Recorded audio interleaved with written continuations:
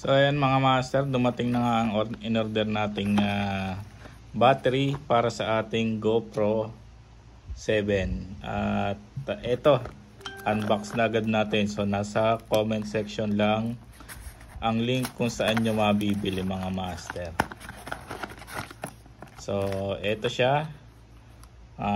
Isang battery lang ang binili ko kasi support lang naman. At ito yung battery. So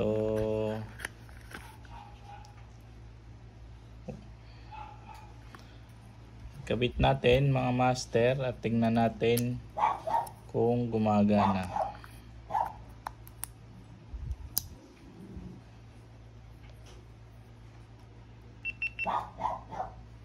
So ayan, gumagana mga master.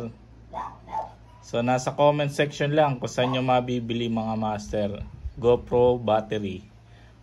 Pwede siya sa 5, 6, 7 na GoPro mga master.